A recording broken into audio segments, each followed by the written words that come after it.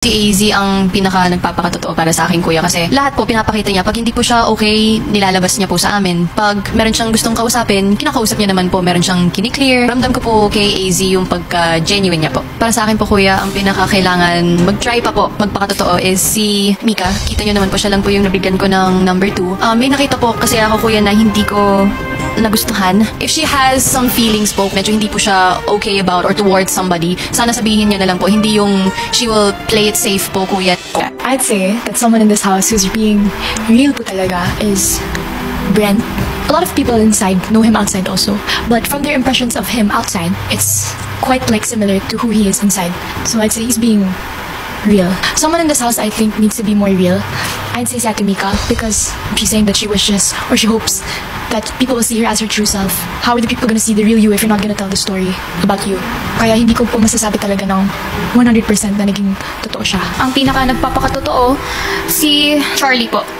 Kasi para sa akin yung nakikita ko po kung ano po yung pumapasok sa utak niya or nararamdaman niya, nilalabas niya agad. Personality niya pa rin yung lumalabas.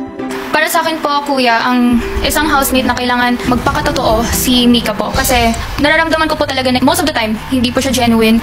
Lagi po ako na-off sa kanya, may mga napapansin po ako. And then nakakausap ko din yung other housemates about sa kanya. Then may mga nalalaman ako na contradicting sa mga sinasabi niya. Iwas siya kapag nag-open up about sa sarili niya. At saka very, very filtered po yung mga kwento niya sa sarili niya.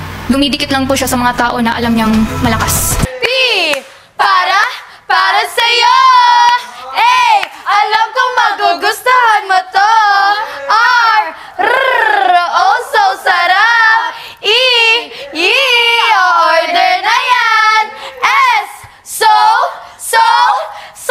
reloaded.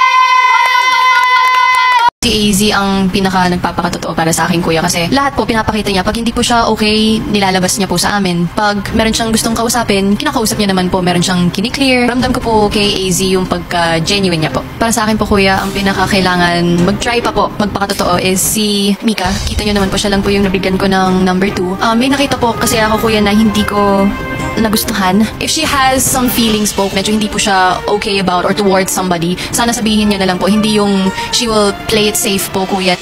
I'd say that someone in this house who's being real po talaga is Brent. A lot of people inside know him outside also, but from their impressions of him outside, it's quite like similar to who he is inside. So I'd say he's being real. Someone in this house, I think, needs to be more real.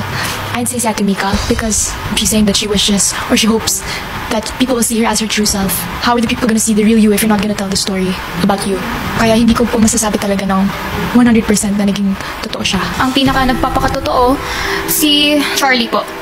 Kasi para sa akin yung nakikita ko po kung ano po yung pumapasok sa utak niya or nararamdaman niya, nilalabas niya agad. Personality niya pa rin yung lumalabas. Para sa akin po, kuya, ang isang housemate na kailangan magpakatotoo si Mika po. Kasi nararamdaman ko po talaga na most of the time, hindi po siya genuine. Lagi po ako na-off sa kanya, may mga napapansin po ako. And then nakakausap ko din yung other housemates about sa kanya. Then may mga nalalaman ako na contradicting sa mga sinasabi niya. Iwas siya kapag nag-open up about sa sarili niya. At saka very, very filtered po yung mga kwento niya sa sarili niya. Dumidikit lang po siya sa mga tao na alam niyang malakas. P para sa'yo. Alam kong magugustuhan mo to. Oh so sarap. Order na yan. So reloaded. Si AZ ang pinaka nagpapakatotoo para sa akin, kuya, kasi lahat po pinapakita niya. Pag hindi po siya okay, nilalabas niya po sa amin. Pag meron siyang gustong kausapin, kinakausap niya naman po, meron siyang kiniklear. Ramdam ko po kay AZ yung pagka-genuine niya po. Para sa akin po, kuya, ang pinaka kailangan mag-try pa po, magpakatotoo is si Mika. Kita niyo naman po, siya lang po yung nabigyan ko ng number 2. May nakita po kasi ako, kuya, na hindi ko nagustuhan. If she has some feelings po, medyo hindi po siya okay about or towards somebody, sana sabihin niya na lang po, hindi yung she will play it safe po, kuya. I'd say that someone in this house who's being real po talaga is Brent. A lot of people inside know him outside also, but from their impressions of him outside, it's quite like similar to who he is inside. So I'd say he's being real. Someone in this house I think needs to be more real. I'd say Ate Mika because she's saying that she wishes or she hopes that people will see her as her true self. How are the people gonna see the real you if you're not gonna tell the story about you? Kaya hindi ko po masasabi talaga ng 100% na naging totoo siya. Ang pinaka nagpapakatotoo, si Charlie po. Kasi para sa akin yung nakikita ko po kung ano po yung pumapasok sa utak niya or nararamdaman niya, nilalabas niya agad. Personality niya pa rin yung lumalabas. Para sa akin po, kuya, ang isang housemate na kailangan magpakatotoo si Mika po. Kasi nararamdaman ko po talaga na most of the time, hindi po siya genuine. Lagi po ako na-off sa kanya, may mga napapansin po ako. And then nakakausap ko din yung other housemates about sa kanya. Then may mga nalalaman ako na contradicting sa mga sinasabi niya. Iwas siya kapag nag-open up about sa sarili niya. At saka very, very filtered po yung mga kwento niya sa sarili niya. Dumidikit lang po siya sa mga tao na alam niyang malakas. P para sa'yo. A, alam kong magugustuhan mo to. R, oh so sarap. E, order na yan. S, so overloaded.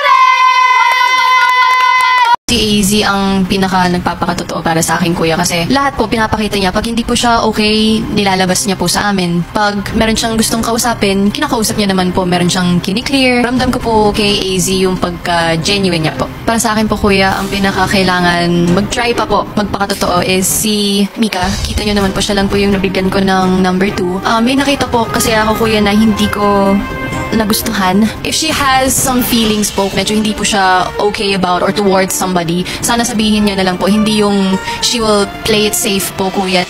I'd say that someone in this house who's being real po talaga is Brent.